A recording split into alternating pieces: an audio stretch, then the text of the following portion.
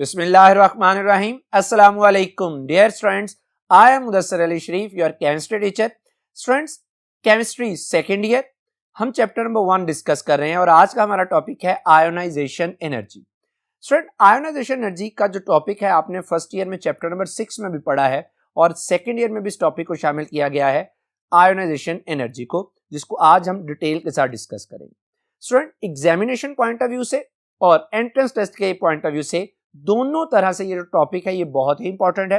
आपने इसको ध्यान से समझना है, इंपॉर्टेंट कॉन्सेप्ट्स को साथ साथ राइट डाउन कर लेना है और अच्छे तरीके से इसको प्रिपेयर करना है. तो आइए स्टार्ट करते हैं आज का टॉपिक. जी students, ionization energy. Students, ionization energy is also called ionization enthalpy. Ionization energy is also called ionization enthalpy. और स्टूडेंट्स, इसको हम एब्रीवेट करते हैं I डॉट E से. I dot E stands for ionization energy और ionization enthalpy. Student, topic start करने से पहले मैं सबसे पहले एक टर्म को एक्सप्लेन करना चाह रहा हूं, that is ionization. What is ionization, और फिर मैं अपने एक्चुअल टॉपिक की तरफ मूव करूंगा. स्टूडेंट्स, जब आप आयोनाइजेशन का लफ्ज बोलते हैं तो आयोनाइजेशन का मतलब है कि जब कोई एटम या मॉलिक्यूल इलेक्ट्रॉन लूज या गेन करे तो इसके नतीजे में अगर एटम है तो आयन बनेगा, मॉलिक्यूल है तो मॉलिक्यूलर आयन बनेगा. That process is called ionisation. Students, ये मैंने आपको जनरली डेफिनेशन बता दी कि एटम या मॉलिक्यूल का इलेक्ट्रॉन का लूज करना या गेन करना आयोनाइजेशन कहलाता है. स्टूडेंट्स, अब मैं इस आयोनाइजेशन को पर्टिकुलरली अपने टॉपिक के हवाले से बात करने जा रहा हूं.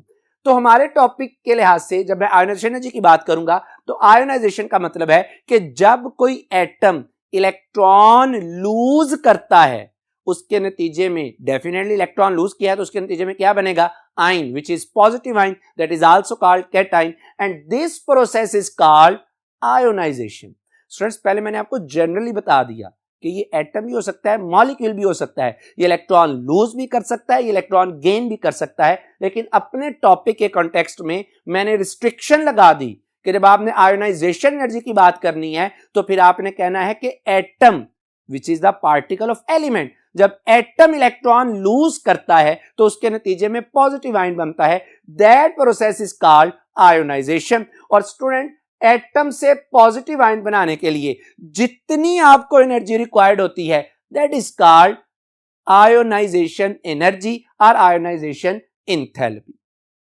स्टूडेंट्स, मैंने अभी आपसे क्या कहा कि जब कोई एटम इलेक्ट्रॉन लूज करता है, and atom is the particle of element, the smallest particle of element, तो यहां से मैंने यह कंक्लूड किया कि आयोनाइजेशन एनर्जी की जो टर्म है that is elemental property, यानी it is related with element, elemental property. Students, अभी मैंने क्या कहा इसके साथ ही कि जब एटम इलेक्ट्रॉन लूज करता है, पॉजिटिव आयन बनाता है, तो इसके लिए हम उसे क्या देते हैं, एनर्जी. एनर्जी की बहुत सी शक्ल है, यहां पे जो हम एनर्जी उसको देंगे that is in the form of heat. इसका मतलब यह हुआ कि ionization energy is thermodynamic property. थर्म से है जिसका मतलब होता है हीट, क्योंकि एटम से आयन जब बनना है इलेक्ट्रॉन को निकाल के तो इस दौरान हम एनर्जी सप्लाई करते हैं इन द फॉर्म ऑफ हीट. इसी वजह से मैंने क्या कहा कि दैट इज थर्मोडायनामिक प्रॉपर्टी. चूंकि ये हीट है, एनर्जी की शक्ल है, तो जाहिर बात है फिर हम आयोनाइजेशन एनर्जी के लिए यूनिट भी वही यूज करेंगे जो कि यूएली एनर्जी के लिए यूज करते हैं. और वो यूनिट कौन सा है, वो यूनिट है किलो जाउल पर मोल, या वो यूनिट हो सकता है किलो कैलोरीज पर मोल, यहां स्टूडेंट्स वो यूनिट हो सकता है electron volt. These are all units of energy. तो स्टूडेंट्स अब आइए जो आयोनाइजेशन एनर्जी की प्रॉपर डेफिनेशन है। क्या डेफिनेशन है? The minimum quantity of energy required to remove an electron from the outermost shell of the isolated gaseous atom.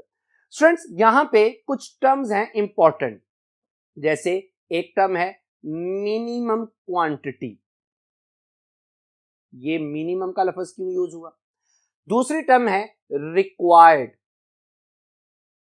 मतलब ये कि जैसे मैंने अभी आपको बताया कि जब आपने एटम में इलेक्ट्रॉन को लूज करवाना है तो उसके लिए आप क्या सप्लाई करते हैं? एनर्जी। क्यों एनर्जी सप्लाई करते हैं? तीसरी बात यहां पे लिखी हुई है आउटर मोस्ट शेल। ठीक होगी स्टूडेंट्स बात। और चौथे नंबर पे हम डिस्कस करेंगे जो बात है आइसोलेटेड गैसियस एटम। एटम पे तो अब आपको कंफ्यूजन नहीं रहनी चाहिए क्योंकि मैंने पहले कह दिया कि it is elemental property. Students एक मिसाल लेते हैं, जैसे फर्ज कर लीजिए कि हमारे पास मैग्नीशियम का एटम है। मैग्नीशियम का एटॉमिक नंबर होता है 12। 12 एटॉमिक नंबर का मतलब है कि इसके न्यूक्लियस में प्रोटॉन की तादाद 12 है और इसमें इलेक्ट्रॉन भी कितने हैं? 12। स्टूडेंट्स आपको ये बात पता है कि किसी भी एटम में मौजूद जो इलेक्ट्रॉन्स होते हैं उनके ऊपर फोर्स ऑफ अट्रैक्शन लग रही होती है, किसकी? न्यूक्लियस की। यानी ये बात मैं कहना चाह रहा हूं कि electrons in an atom are under the influence of nuclear attraction. Nucleus में जो प्रोटॉन है वो इलेक्ट्रॉन के ऊपर क्या लगा रहा होता है? फोर्स ऑफ अट्रैक्शन, जैसा कि यहां पे मैग्नीशियम के केस में। अब अगर मैं चाहता हूं कि मैग्नीशियम में से इलेक्ट्रॉन को रिमूव करवाऊं, कौन सा इलेक्ट्रॉन? वैलेंस शेल वाला इलेक्ट्रॉन रिमूव करवाऊं, तो मुझे उसके लिए जो फोर्स ऑफ अट्रैक्शन है किस किस के दरमियान? Between nucleus and electron, valence shell के जो इलेक्ट्रॉन है उस फोर्स ऑफ अट्रैक्शन को क्या करना पड़ेगा? ओवरकम करना पड़ेगा। और उस फोर्स ऑफ अट्रैक्शन को ओवरकम करने के लिए मैं एनर्जी सप्लाई करूंगा इन द फॉर्म ऑफ हीट। तो जब मैं एनर्जी सप्लाई करूंगा तो इसका वैलेंस शेल क्या हो जाएगा? वैलेंस शेल में जो इलेक्ट्रॉन है, वैलेंस इलेक्ट्रॉन है, वो यहां से क्या हो जाएगा? रिमूव हो जाएगा। जब एक इलेक्ट्रॉन निकलेगा तो यहां से क्या बन जाएगा? Mg+1। और इसके लिए जो हमें एनर्जी रिक्वायर्ड है that is 738 kilojoule per mole. Students total 12 electron थे, लेकिन मैंने एक इलेक्ट्रॉन को रिमूव करवाया, पहले इलेक्ट्रॉन को रिमूव करवाया, तो मैं इसे कहूंगा that is first ionization energy. यानी मैं इसको लिख दूंगा I.E1। 1 means to remove the first electron. Students मैं यहां पे आपको फिर बताता चलूं कि अब आपको ये बात क्लियर हो जानी चाहिए कि आपको एनर्जी क्यों रिक्वायर्ड है, ताकि आप force of attraction between nucleus and electron को क्या कर सकें? ओवरकम कर सके। तो उसके लिए आप इसको एनर्जी सप्लाई करते हैं। स्टूडेंट्स यहां पे मैग्नीशियम के अंदर अब रह जाते हैं 11 इलेक्ट्रॉन। इसका मतलब यह हुआ कि टर्न बाय टर्न आप बारी बारी हर इलेक्ट्रॉन को क्या कर देंगे? रिमूव कर सकते हैं। यानी टोटल आप मैग्नीशियम में से कितने इलेक्ट्रॉन निकालेंगे? 12। यानी मैग्नीशियम की कितनी आयोनाइजेशन एनर्जीज हैं? 12। जैसे पहला आपके सामने लिखा हुआ है to remove the first electron that is I.E1। दूसरा इलेक्ट्रॉन निकालने के लिए अगेन आप एनर्जी सप्लाई करेंगे तो इसे बोलेंगे I.E2 सेकेंड आयोनाइजेशन एनर्जी, और ये कितनी है? 1450 किलो जूल पर मोल। इसी तरह स्टूडेंट्स आप तीसरा इलेक्ट्रॉन निकालने के लिए उसको एनर्जी सप्लाई करेंगे तो Mg3+ बन जाएगा, और उसके लिए आयोनाइजेशन एनर्जी कितनी रिक्वायर्ड है? 7730 किलो जूल पर मोल। इसी तरह से आप 12 तक करते जाएंगे। लेकिन स्टूडेंट्स याद रखिएगा कि हम 12 के 12 इलेक्ट्रॉन को इजीली रिमूव नहीं करवा सकते। इसमें से फिजिबली जो इजीली इलेक्ट्रॉन मुमकिन है रिमूव करवाना, उनकी तादाद कम होती है। मैग्नीशियम के केस में वो कितनी है? 2। क्यों है वो इंशाल्लाह इसी लेक्चर के एंड पे हम डिस्कस भी करेंगे। बहरहाल इसको हम बोलते हैं कि ये इसकी क्या है? Ionization energy.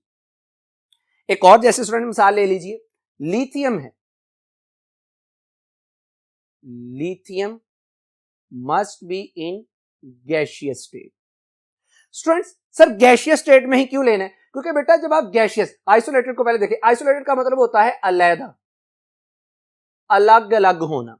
गैसियस स्टेट में ही एटम अलग होते हैं, क्योंकि जब आप लिक्विड या सॉलिड स्टेट की बात करते हैं तो उस केस में एटम एक दूसरे के साथ क्या होते हैं? एसोसिएट होते हैं, जुड़े होते हैं, उनमें फोर्स ऑफ अट्रैक्शन क्या हो जाएगी, ज्यादा। और अभी हमने पढ़ा कि जब फोर्स ऑफ अट्रैक्शन ज्यादा हो जाएगी तो इलेक्ट्रॉन को निकालना भी क्या हो जाएगा, मुश्किल। उसके लिए हमें एनर्जी क्या देना पड़ेगी, ज्यादा। तो इसको हम किस लिए ले लेते हैं, गैसियस स्टेट में। तो जब ये गैसियस स्टेट में लिथियम लेते हैं, इसमें से हम क्रैक कराते हैं इसको एनर्जी सप्लाई, और इसका एक इलेक्ट्रॉन क्या कर देते हैं, रिमूव। तो यहां से ये यूनिक पॉजिटिव आयन बन जाता है। इसके लिए जो हमें एनर्जी रिक्वायर्ड होती है, दैट इज, पहला इलेक्ट्रॉन निकला है तो आप इसको I.E1 भी कह सकते हैं, 520 किलो जूल पर मोल। तो स्टूडेंट्स यहां तक हमारी ये बात क्लियर हो गई कि जब आपने आयोनाइजेशन एनर्जी की बात करनी है तो इसके लिए आपको क्या करवाना पड़ेगी, energy supply in the form of heat. तो इसका मतलब ये हुआ कि मैं यहां से ये लिख सकता हूं कि जो आयोनाइजेशन एनर्जी है, that is always endothermic process.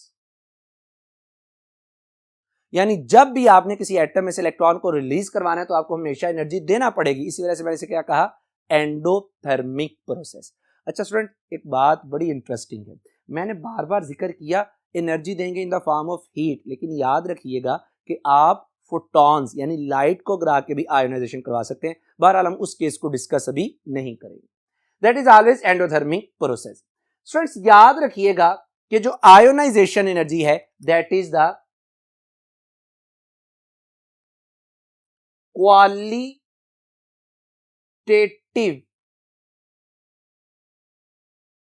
measurement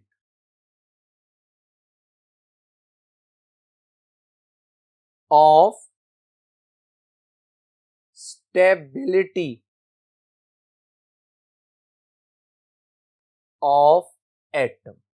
students बड़ी बेहतरीन बात करने जा रहा हूं, क्वालिटेटिव मेजरमेंट। यानी ये क्वालिटेटिव मेजरमेंट है किसकी, स्टेबिलिटी ऑफ एटम। आपको एक शॉर्टकट बता रहा हूं कि याद रखिएगा कि जो आयोनाइजेशन एनर्जी है, that is directly proportional to stability, and stability is inversely proportional to reactivity. Student इस शॉर्टकट को याद रखिए। मैं इसको जस्टिफाई भी कर सकता हूं, जैसे मैं आपसे कहता हूं कि पीरियोडिक टेबल में एक बड़ा ही वेल नाउन ग्रुप है जिसे आप क्या बोलते हैं, नोबल गैसेस। स्टूडेंट्स ये जो नोबल गैसेस हैं, these have highest ionization energy. इनकी आयोनाइजेशन एनर्जी क्या है, हाईएस्ट। क्यों है वो भी डिस्कस करेंगे इंशाल्लाह। हाईएस्ट आयोनाइजेशन एनर्जी, अगर आयोनाइजेशन एनर्जी इसकी हाईएस्ट है तो इसका मतलब है कि इनकी क्या है, हाईएस्ट स्टेबिलिटी। और अगर इनकी स्टेबिलिटी हाईएस्ट है तो बताइएगा कि इनकी क्या है, लोएस्ट रिएक्टिविटी। और स्टूडेंट्स यही तो बात है कि आप इन नोबल गैसेस को क्या बोलते हैं, इनर्ट गैसेस। तो आज ये पता चला कि सर ये इनर्ट इस वजह से कहलाती हैं क्योंकि इनकी रिएक्टिविटी क्या होती है, बहुत ही कम होती है। क्यों बहुत कम होती है, क्योंकि ये स्टेबल होती हैं। स्टेबल क्यों है, क्योंकि इनकी हाईएस्ट क्या है, आयोनाइजेशन एनर्जी। एक और मिसाल ले लीजिए स्टूडेंट्स, आपके पास हैं अल्कली मेटल्स, जिनको आपने डिस्कस किया प्रीवियस लेक्चर में भी, और इनमें शामिल है भला कौन कौन सी, लिथियम, सोडियम, पोटासियम, रुबिडियम, सोन। इसी तरह से अल्कली मेटल्स हैव लोएस्ट, अब ये वैसे आपको खुद बताना चाहिए, लोएस्ट आयोनाइजेशन एनर्जी। अगर आयोनाइजेशन एनर्जी लोएस्ट है तो इसका क्या मतलब है, हाईली क्या है, अनस्टेबल। स्टूडेंट्स अगर ये हाईली अनस्टेबल हैं तो इसका क्या मतलब है, कि ये क्या है, highly reactive metals of the periodic table. मिसाल आप मैट्रिक में प्रीवियस क्लासेस में भी पढ़ के आए हैं, सोडियम अल्कली मेटल है। अगर आप सोडियम को प्रिजर्व करने के लिए केरोसिन ऑयल में रखते हैं, मिट्टी के तेल में रखते हैं, अगर आप उसको ऐसे हवा में रखेंगे तो उसको फौरन आग लग जाएगी। इसका मतलब क्या है कि उसकी रिएक्टिविटी क्या है, बहुत ही ज्यादा। तो ये स्टूडेंट्स इसी तरह से फिर मैंने साबित कर दिया कि that is a qualitative measurement. अब आ जाइए स्टूडेंट्स, अब हम डिस्कस करते हैं कि वो कौन कौन से फैक्टर्स हैं जो आयोनाइजेशन एनर्जी पर इफेक्ट करते हैं। जी स्टूडेंट्स, फैक्टर्स इन्फ्लुएंसिंग, इन्फ्लुएंसिंग का मतलब होता है असरअंदाज होना।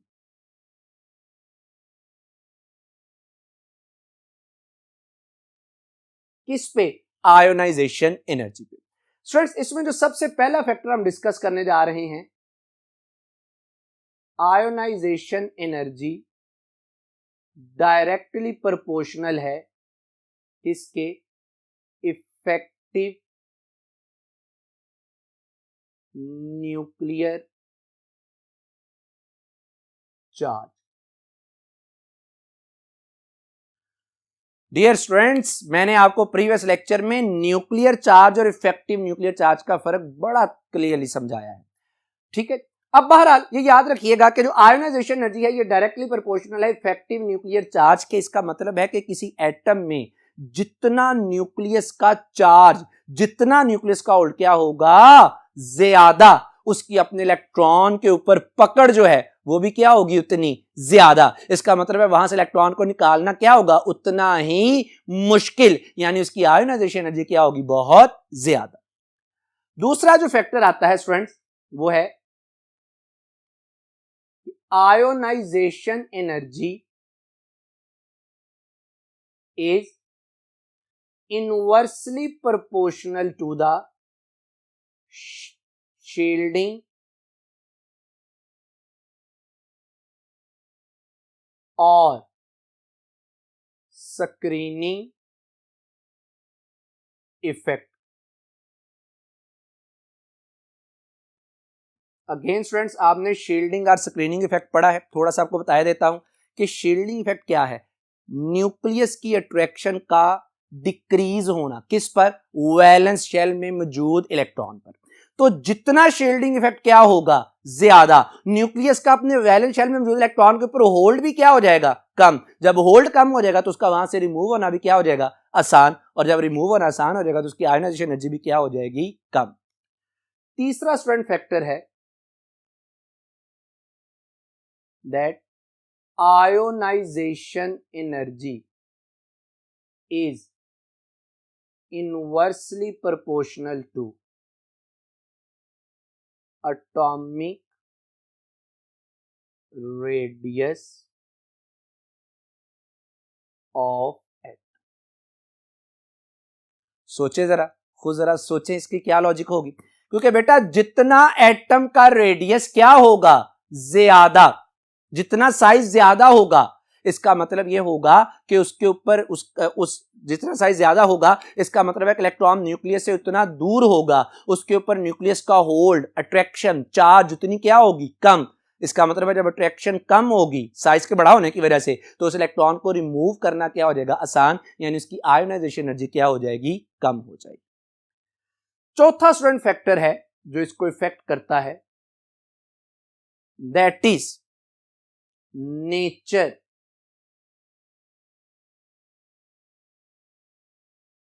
Of the orbital.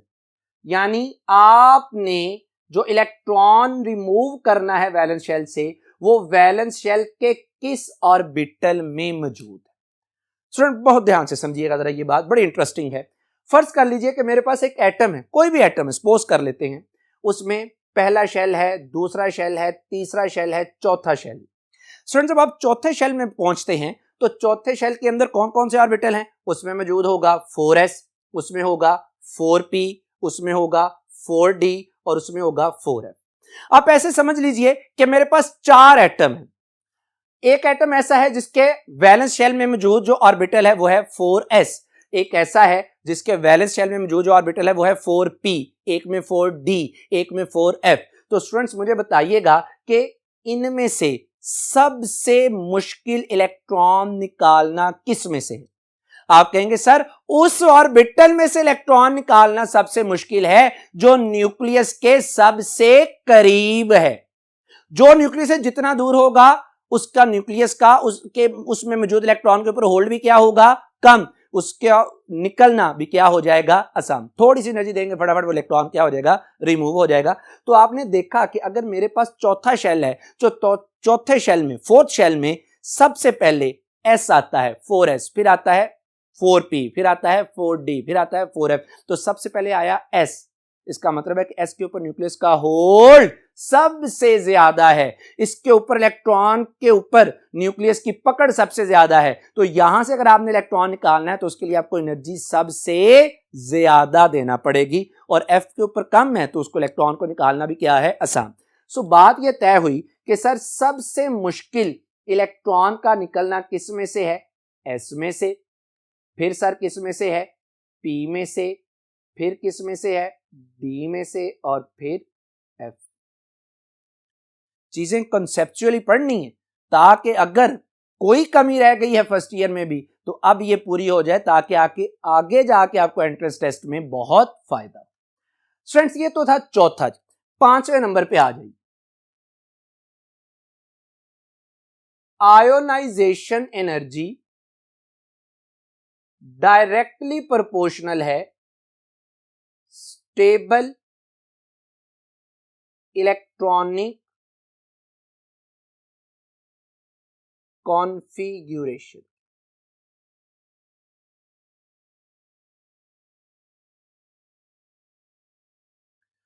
Students ionization energy directly proportional है स्टेबल इलेक्ट्रॉनिक कॉन्फ़िगरेशन पे, इसको मैं थोड़ा सा आपके सामने जरा डिटेल से बात करना चाह रहा हूं। स्टूडेंट्स याद रखिएगा कि ऑर्बिटल जो है ये दो तरह से स्टेबल होता है। कोई भी ऑर्बिटल जो है ये दो तरह से स्टेबल होता है, या तो ये ऑर्बिटल क्या हो, हाफ फिल्ड,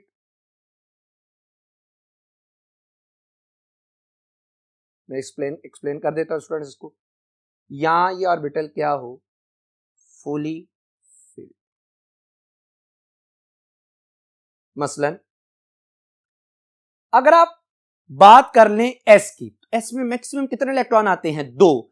तो एस या तो 2 इलेक्ट्रॉन जब होंगे तब स्टेबल होगा, या जब उसमें कितने इलेक्ट्रॉन होंगे, 1। पी की बात कर लीजिए, पी में फर्स्ट ईयर में छठे चैप्टर में, सॉरी पांचवें चैप्टर में आपने पढ़ा है, पी में मैक्सिमम कितने इलेक्ट्रॉन आते हैं, 6। तो पी कब स्टेबल होगा, जब कितने हो, 6 या 3। डी कब स्टेबल होगा, 10 या 5। यानी बात ये करना चाह रहा हूं कि ये जो कॉन्फ़िगरेशन आप लिखते हैं, एस में 1, पी में 3, डी में 5, एफ में 7, या तो ये स्टेबल है, या एस में 2, पी में 6, डी में 10 और एफ में 14। स्टूडेंट्स मैं आपको और आसान कर देता हूं, मतलब मैं अगर पी की बात करूं इसमें से, ताकि आपको समझने में क्या हो जाए, आसानी हो जाए। तो पी की मैं अब बनाने लगा हूं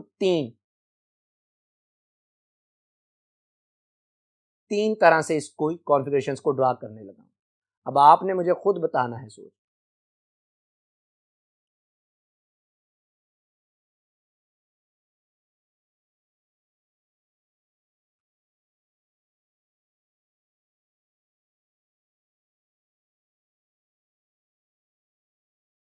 देखिएगा स्टूडेंट्स, फर्ज कर लें कि ये है कॉन्फ़िगरेशन, ये। अब जरा गौर कीजिएगा कि ये पी के मैंने बनाए ऑर्बिटल्स, तो इस वक्त पी में कितने इलेक्ट्रॉन हैं, 4। इस 4 का मतलब ये है बेटा कि या तो ये क्या है, पार्शली फिल्ड, या आप इसे कह सकते हैं दैट इज इनकम्प्लीटली फिल्ड। अब ये पार्शली फिल्ड है या इनकम्प्लीटली फिल्ड है, ना तो हाफ है ना फुली फिल्ड है, इसका मतलब है कि ये कॉन्फ़िगरेशन क्या होगी, अनस्टेबल। और अगर ये अनस्टेबल है तो इसका मतलब ये होगा बेटा कि इसकी क्या होगी, लोएस्ट आयोनाइजेशन एनर्जी। इसके बरक्स ये केस देख लीजिए, अगर आप इस केस को देखते हैं तो यहां पे जो P है ये एग्जैक्टली क्या है, हाफ फिल्ड है। अब एग्जैक्टली हाफ फिल्ड होने का क्या मतलब है,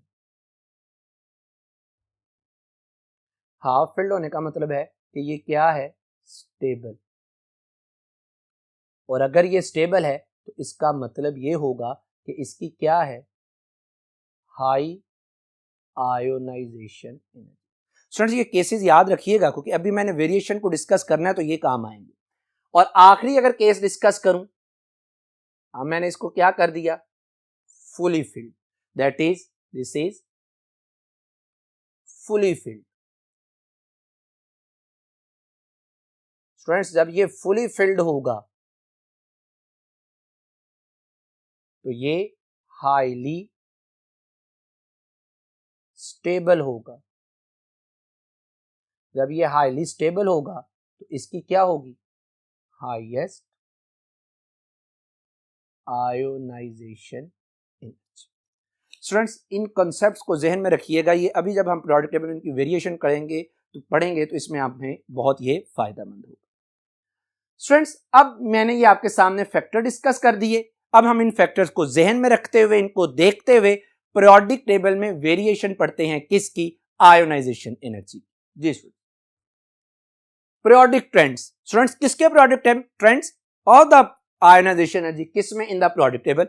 तो हमने प्रीवियस लेक्चर में भी पढ़ा है कि पीरियोडिक टेबल में एलिमेंट्स को दो तरह से हम बुनियादी तौर पर डिस्कस करते हैं, एक है ग्रुप्स और दूसरा है पीरियड्स। तो सबसे पहले हम डिस्कस करते हैं variation with in a group. Group में आयोनाइजेशन एनर्जी कैसे वेरी करती है।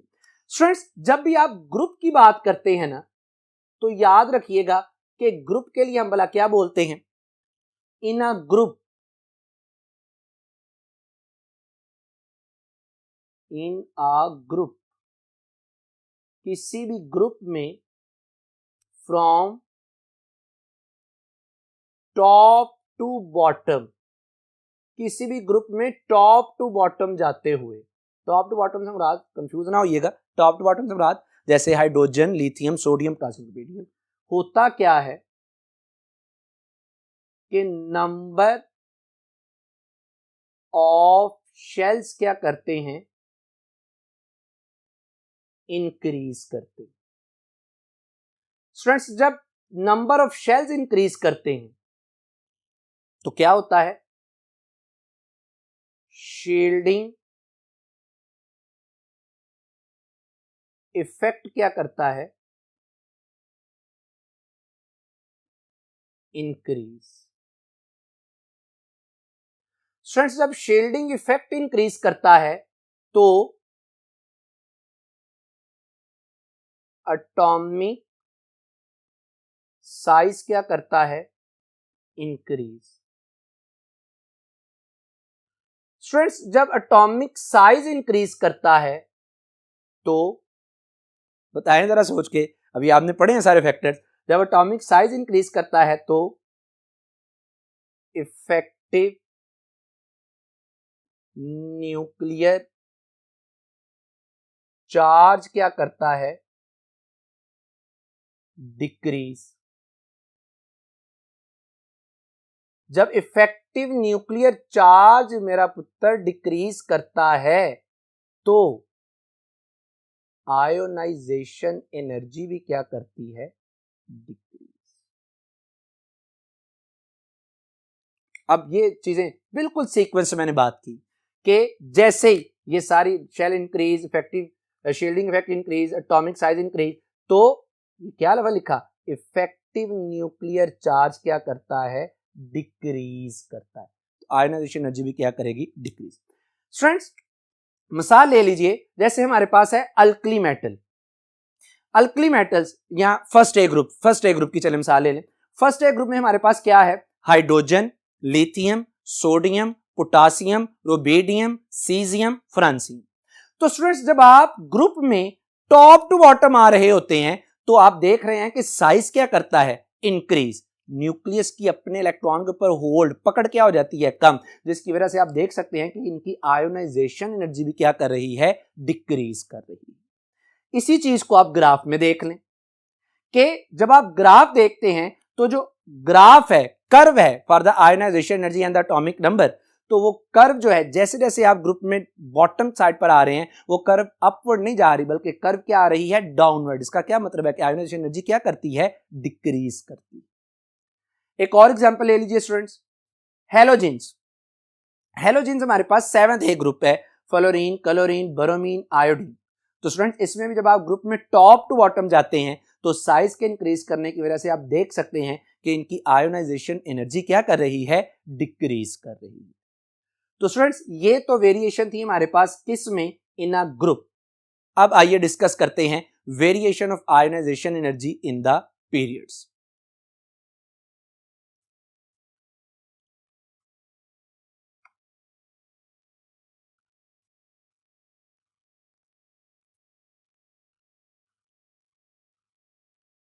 स्टूडेंट्स जब हम पीरियड्स की बात करते हैं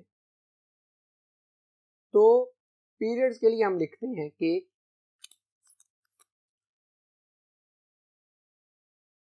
इन अ पीरियड, किसी भी पीरियड में लेफ्ट टू राइट, ग्रुप के लिए था स्टूडेंट टॉप टू बॉटम और इसके लिए लेफ्ट टू राइट।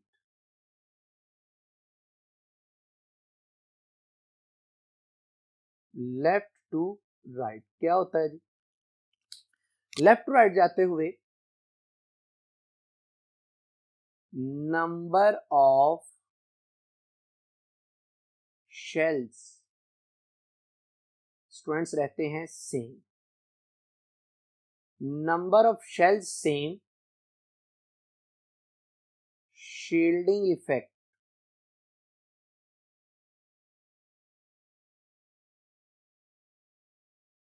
भी ऑलमोस्ट, मैंने बड़ी डिटेल से बात की हुई है, सेम और ऑलमोस्ट सेम। ऑलमोस्ट क्या रहता है, सेम। फिर स्टूडेंट्स लेकिन क्या होता है, इफेक्टिव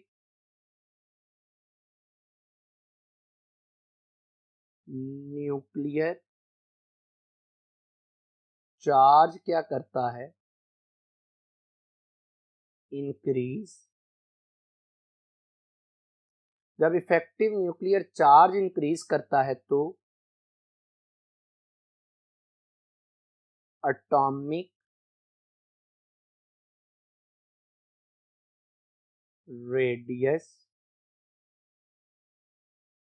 डिक्रीज। और जब स्टूडेंट्स एटॉमिक रेडियस डिक्रीज करता है तो हम क्या कहते हैं स्टूडेंट्स, आयोनाइजेशन एनर्जी क्या करती है, इंक्रीज। तो स्टूडेंट्स अब ये बात तय हो गई कि पीरियड्स में left to right ionization energy क्या करती है, इंक्रीज। स्टूडेंट्स मेरे पास सेकंड पीरियड के एलिमेंट्स, सेकंड पीरियड में मेरे पास क्या है, lithium, beryllium, boron, carbon, nitrogen, oxygen, fluorine and neon. Students ये मेरे पास सेकंड पीरियड के एलिमेंट हैं, मैं इनके ऊपर ग्रुप नंबर भी मेंशन कर देता हूं, जैसे लिथियम के ऊपर फर्स्ट ए है, बेरिलियम के ऊपर सेकंड ए है, बोरॉन के ऊपर थर्ड ए है, और साथ ही मैंने इनकी आयोनाइजेशन एनर्जीज को भी क्या कर दिया, मेंशन कर दिया। तो स्टूडेंट्स आप देख सकते हैं कि लेफ्ट टू राइट जाते हुए चूंकि साइज डिक्रीज कर रहा है तो इसी वजह से न्यूक्लियस का होल्ड क्या करता है, इंक्रीज, और आयोनाइजेशन एनर्जी भी क्या करती है, इंक्रीज करती है। स्टूडेंट्स इसी चीज को ग्राफ की मदद से जरा देखिएगा। अगर मैं ग्राफ ड्रॉ करता हूं between ionization energy and atomic number तो मेरे पास ये कुछ रिजल्ट्स हासिल होते हैं। स्टूडेंट इस रिजल्ट में दो जगह पे आपको एक्सेप्शन नजर आ रही है। अभी मैंने कहा ना लेफ्ट राइट इंक्रीज करती है, lithium, beryllium, boron, carbon, nitrogen. तो अगर आप गौर करें कि लिथियम से बेरिलियम तक आयोनाइजेशन एनर्जी इंक्रीज करती है, बिल्कुल ठीक है। बेरिलियम से बोरॉन तक भी आयोनाइजेशन एनर्जी क्या करनी चाहिए, इंक्रीज। लेकिन आप देख रहे हैं कि बेरिलियम से बोरॉन पर आयोनाइजेशन एनर्जी इंक्रीज नहीं करती, हालांकि बोरॉन की ज्यादा होनी चाहिए, पर बोरॉन की आयोनाइजेशन एनर्जी क्या होती है, कम। एक चीज। दूसरा स्टूडेंट यहां पे ऑब्जर्व कीजिएगा कि जैसे आप आगे चलते जाते हैं, boron, carbon, nitrogen, nitrogen and oxygen, तो स्टूडेंट्स नाइट्रोजन की आयोनाइजेशन एनर्जी कम होनी चाहिए और ऑक्सीजन की क्या होनी चाहिए, ज्यादा। लेकिन आप गौर कर रहे हैं कि हो क्या रहा है, यहां पर ऑक्सीजन की कम है और नाइट्रोजन की क्या है, ज्यादा। यानी यहां पे मेरे पास कितनी एक्सेप्शंस आ गई, 2। तो मैं इसको कहता हूं कि बुनियादी तौर पे क्या हुआ कि elements of group third A, students याद रहे कि थर्ड ए में सारे ही है, बोरॉन, एल्यूमिनियम, गैलियम वगैरह, एंड एलिमेंट्स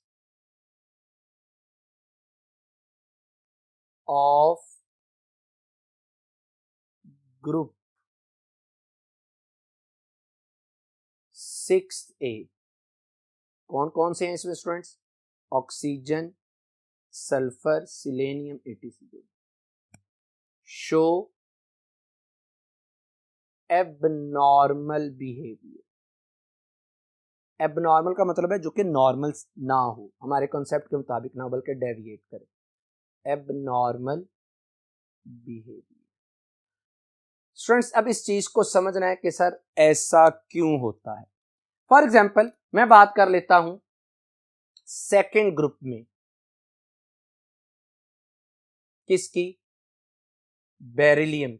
बेरिलियम का एटॉमिक नंबर स्टूडेंट्स कितना होता है, 4, 1s2 2s2। इसी तरह थर्ड ए ग्रुप में हमारे पास है बोरॉन 5, जिसका क्या मतलब है, 1s2 2s2 2p1।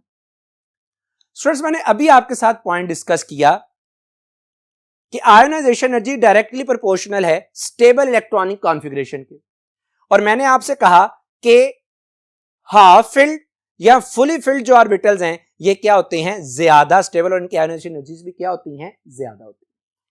गौर कीजिएगा स्टूडेंट्स, अगर मैं बेरिलियम की बात करता हूं तो बेरिलियम का जो वैलेंस ऑर्बिटल है दैट इज कंप्लीटली फिल्ड, ये क्या है, कंप्लीटली फिल्ड है। लेकिन अगर आप बोरॉन की बात करते हैं तो इसका जो वैलेंस ऑर्बिटल है ना तो ये कंप्लीटली फिल्ड है, ना ही ये हाफ फिल्ड। इसका मतलब ये हुआ कि जो थर्ड ए ग्रुप के मेंबर्स हैं इनकी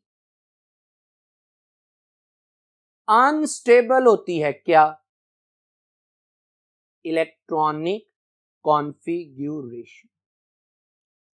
स्टूडेंट्स आप इसकी रीजन ऐसे भी दे सकते हैं, जैसे मैंने आपसे पहले कहा कि सबसे मुश्किल इलेक्ट्रॉन निकालना एस में से है, फिर किस में से है, पी में से। और अगर आप गौर करें तो बेरिलियम का जो वैलेंस ऑर्बिटल है वो बनता है एस, जिसके ऊपर न्यूक्लियस का ऑर्बिट ज्यादा है, और बोरॉन का बनता है पी, इसके ऊपर न्यूक्लियस का ऑर्बिट क्या है, कम। तो आप दोनों वजूहात बता सकते हैं, एक इलेक्ट्रॉनिक कॉन्फ़िगरेशन के लिहाज से और दूसरा नेचर ऑफ ऑर्बिटल के लिहाज से। इसी तरह स्टूडेंट एक हमारे पास अभी एक्सेप्शन मैंने आपके सामने की, 6th ए ग्रुप, 5वें और 6ठे में आई। स्टूडेंट्स 5th ग्रुप में अगर आप बात करते हैं, 5th ए ग्रुप में तो हमारे पास आता है नाइट्रोजन। नाइट्रोजन का एटॉमिक नंबर है 7, इसका क्या मतलब है, 1s2 2s2 2px 2py और 2pz, 1 1 और 1। स्टूडेंट्स इसी के साथ आप बात कर लें 6th ए ग्रुप की।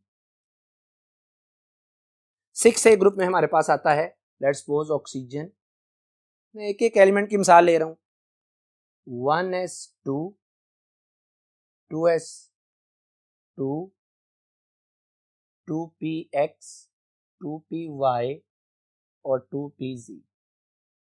उसके मुताबिक पहले एक एक इलेक्ट्रॉन की फिलिंग अगर बढ़े तो स्टूडेंट्स अब आप गौर कर सकते हैं कि अगर मैं नाइट्रोजन की बात करता हूं तो जो उसका वैलेंस ऑर्बिटल है वो क्या है, हाफ फिल्ड। लेकिन जब ऑक्सीजन की बात करें तो ऑक्सीजन का जो वैलेंस ऑर्बिटल है ये ना तो हाफ फिल्ड है ना ही फुली फिल्ड है, यानी यही जो कंसेप्ट अभी डिस्कस करके आया हूँ कि हाफ फिल्ड स्टेबल है या फुली फिल्ड। तो आप कहेंगे कि सर नाइट्रोजन की आयोनाइजेशन एनर्जी इस वजह से ज्यादा है, पांचवें ग्रुप की आयोनाइजेशन एनर्जी इस वजह से ज्यादा है क्योंकि पांचवें ग्रुप का जो वैलेंस ऑर्बिटल है वो क्या है, हाफ फिल्ड। लेकिन जो छठा ग्रुप है इसकी आयोनाइजेशन एनर्जी कम है क्योंकि अगेन इसकी क्या है, अनस्टेबल इलेक्ट्रॉनिक कॉन्फिगरेशन। तो स्टूडेंट्स ये एक्सेप्शन सेम इसी तरह से नीचे चलती जाएंगी। बेरिलियम के नीचे मैग्नीशियम, मैग्नीशियम के नीचे कैल्शियम एंड सोन, ऑक्सीजन के नीचे इसी तरह से सल्फर एंड सोन चलती रहेंगी। स्टूडेंट्स अब यहां पे मैं आपसे एक और कॉन्सेप्ट थोड़ा सा डिस्कस करना चाह रहा हूं, हायर आयोनाइजेशन एनर्जीज। इसमें मिसाल ले लीजिए अगेन मैग्नीशियम, जैसा कि मैंने लेक्चर के स्टार्ट में भी आपको मिसाल दी। मैग्नीशियम की जब आप एग्जांपल लेते हैं तो मैग्नीशियम का एटॉमिक नंबर होता है 12 और आपके सामने इसकी पहली आयोनाइजेशन एनर्जी लिखी है। पहली आयोनाइजेशन एनर्जी का मतलब है to remove the first electron that is 738 kilojoule per mole. इसी तरह जब मैग्नीशियम में से दूसरा इलेक्ट्रॉन निकालते हैं that is called second ionization energy. क्या है second ionization energy, to remove the second electron after the removal of first electron. वो आती है मेरा पुत्र यहां पे आपके पास 1450 किलो जूल पर मोल, ये सेकंड होगी। इसी तरह मैग्नीशियम की देखिएगा थर्ड आयोनाइजेशन एनर्जी, तो जब तीसरा इलेक्ट्रॉन, थर्ड आयोनाइजेशन एनर्जी क्या है, to remove the third electron after the removal of second, वो मेरा पुत्र आपके पास आती है 7730 किलो जूल पर मोल। स्टूडेंट्स आपने एक बात ऑब्जर्व की है कि जब फर्स्ट आयोनाइजेशन एनर्जी है उसकी वैल्यू कम है, जो सेकंड आयोनाइजेशन एनर्जी है ये उससे ज्यादा है, जो थर्ड है तो ये उससे ज्यादा है। इसका मतलब है जो चौथी आयोनाइजेशन एनर्जी है वो थर्ड से भी क्या होगी, ज्यादा। तो जनरली यहाँ पे एक ट्रेंड क्या बना कि first ionization energy is less than second ionization energy is less than third and so on. Students अब इसकी वजह ढूंढते हैं। तो दोबारा से अगर आप गौर करें मैग्नीशियम की आयोनाइजेशन एनर्जीज पर, तो जैसे जैसे इलेक्ट्रॉन की रिमूवल होती जा रही है उसी तरह से इसमें प्रोटॉन की तादाद क्या होती जा रही है, ज्यादा। अब जैसे जैसे प्रोटॉन की तादाद ज्यादा होती जा रही है न्यूक्लियस का अपने इलेक्ट्रॉन के ऊपर होल्ड भी क्या होता जा रहा है, ज्यादा। फॉर एग्जांपल जब आप मैग्नीशियम एटम की बात करते हैं तो उसमें 12 proton 12 electron. Mg+1 unipositive ion की बात करते हैं तो 12 proton 11 electron. Mg+2 dipositive ion की बात करते हैं तो 12 प्रोटॉन 10 इलेक्ट्रॉन।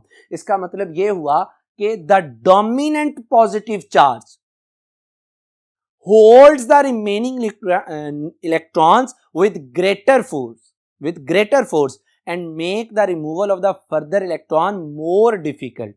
यानी प्रोटॉन की तादाद बढ़ती जा रही है इलेक्ट्रॉन के निकलने की वजह से, जिसकी वजह से न्यूक्लियस का अपने इलेक्ट्रॉन के ऊपर होल्ड क्या होता जा रहा है, ज्यादा, जिसकी वजह से उसकी आयोनाइजेशन एनर्जीज क्या करती जाती हैं, इंक्रीज करती जाती है। तो ये स्टूडेंट्स हायर आयोनाइजेशन एनर्जी का कॉन्सेप्ट। अब आ जाइए, अब तक आप पढ़ चुके आयोनाइजेशन एनर्जी के फैक्टर्स, उसकी प्रोडक्ट टेबल में variation, higher ionization energies. Students अब आपके लिए एक क्वेश्चन है कि the element which have the highest ionization energy in the periodic table is, और दूसरा the element which has the lowest ionization energy in the periodic table is। जरा जहन पे जोर डालें, आपने वेरिएशन पढ़ी तो जवाब आएगा sir highest ionization energy in the periodic table is of helium। पता चला कि हीलियम periodic table का सबसे स्मॉलेस्ट एटम है and lowest ionization energy in the periodic table is of Cc। याद रखिएगा स्टूडेंट्स, ये आपके लिए था बड़ा इंटरेस्टिंग फैक्ट।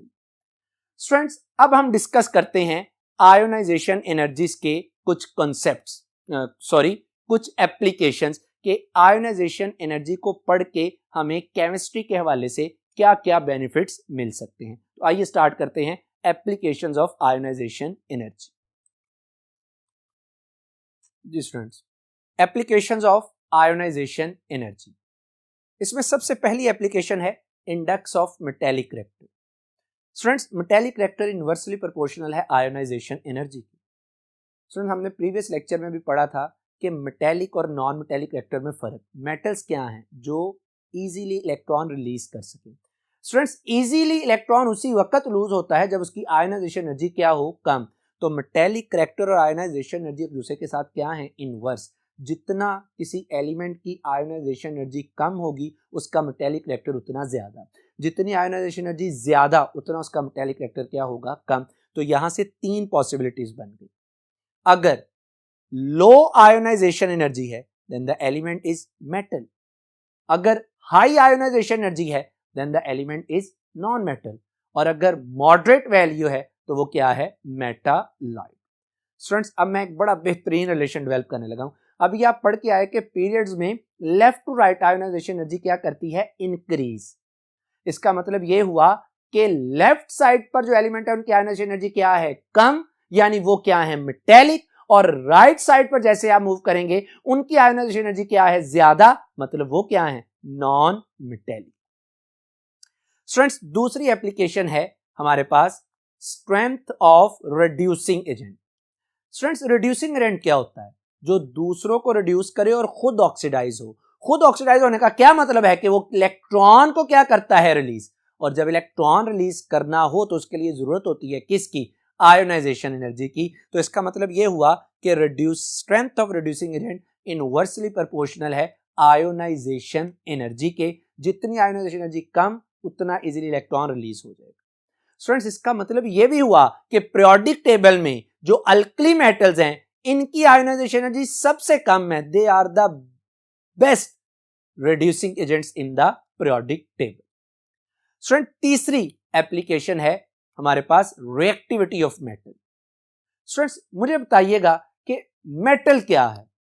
मेटल वो है जिसके ऊपर पॉजिटिव चार्ज हो, जो इलेक्ट्रॉन रिलीज करे, और ये दोनों काम उसी वक्त होंगे जब उस एलिमेंट की आयोनाइजेशन एनर्जी क्या होगी, कम। इसका मतलब है कि मेटेलिक करैक्टर भी इनवर्सली प्रोपोर्शनल है किसके, रिएक्टिविटी ऑफ मेटल भी इनवर्सली प्रोपोर्शनल है किसके, ionization energy.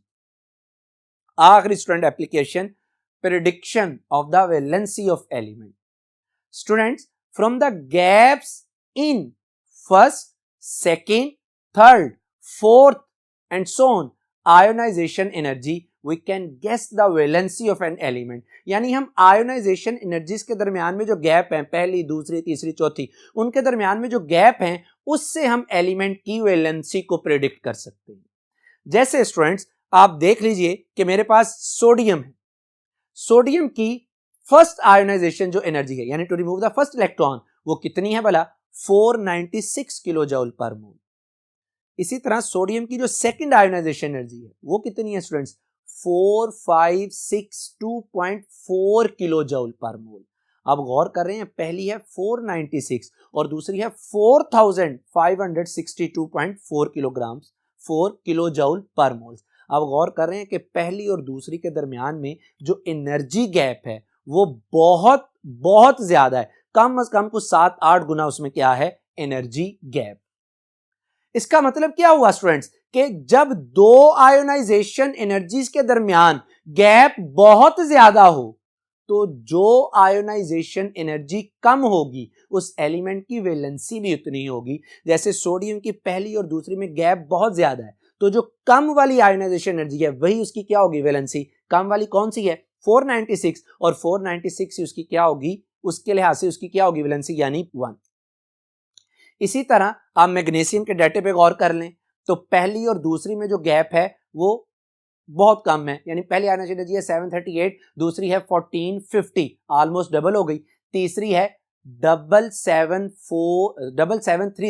7730 kilo joule per मोल, यानी दूसरी और तीसरी के दरमियान में जो गैप है वो दूसरी की निस्बत कम से कम 4 से 5 गुना है। इसका मतलब है कि मैग्नीशियम अपना तीसरा इलेक्ट्रॉन लूज करना पसंद नहीं करता। तो जब तीसरी में बहुत ज्यादा गैप हो गया तो इसका क्या मतलब होगा कि वो कितनी वैलेंसी शो करेगा, जस्ट 2। तो अगर गैप बहुत ज्यादा है तो उस एलिमेंट की वैलेंसी कौन सी होगी, जो कम आयोनाइजेशन एनर्जी के मुताबिक हो। तो ये हमारे पास 4 एप्लीकेशन थी। स्टूडेंट्स मैंने कुछ डाटा कलेक्ट किया जो आपके सामने है, अगर आप देख सकते हैं तो मैं बेसिकली इस डाटा में आपको बताना चाह रहा हूं कि आयोनाइजेशन एनर्जीज के दरमियान में जब गैप आता है तो उस गैप से हम वैलेंसी को कैसे प्रेडिक्ट कर सकते हैं। अगर आप सोडियम की बात करते हैं तो सोडियम की पहली और दूसरी आयोनाइजेशन एनर्जी में ह्यूज डिफरेंस है। इसका मतलब है कि सोडियम +1 शो करेगा। अगर आप मैग्नीशियम की बात करते हैं तो मैग्नीशियम की दूसरी और तीसरी आयोनाइजेशन एनर्जी में बहुत डिफरेंस। इसी तरह अगर आप एल्यूमिनियम की बात करते हैं तो एल्यूमिनियम के केस में तीसरी और चौथी के दरमियान में गैप बहुत ज्यादा है। इसका मतलब है कि एल्यूमिनियम +3 शो करेगा, क्योंकि चौथी का जो फर्क है वो तीसरी की निस्बत बहुत ज्यादा है। अगर आप सिलिकॉन की बात करते हैं तो उसकी चौथी और पांचवी में गैप बहुत ज्यादा है। अगर आप फास्फोरस की बात करते हैं तो उसमें पांचवी और छठी का मतलब है कि फास्फोरस 6 तक नहीं वैलेंसी शो करेगा, बल्कि कहां तक शो करेगा, सिर्फ -5 तक वैलेंसी को क्या करेगा, शो करेगा। तो ये बताने का मकसद ये था कि आपको अंदाजा हो जाए कि गैप से हम प्रेडिक्ट कर सकते हैं वैलेंसी को।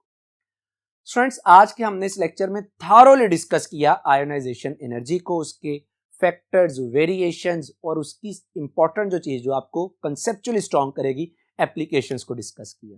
उम्मीद है कि आपको आज का लेक्चर समझ आया होगा। स्टूडेंट्स, हमेशा याद रखिएगा कि कभी भी आपकी वजह से किसी दूसरे को नुकसान ना हो। हमेशा दूसरों की मदद का बाइस बने, कभी दूसरे के लिए नेगेटिव ना सोचें। अल्लाह सुब्हानहू व तआला आप पे अपना रहम, करम, फजल फरमाए। अस्सलामु अलैकुम।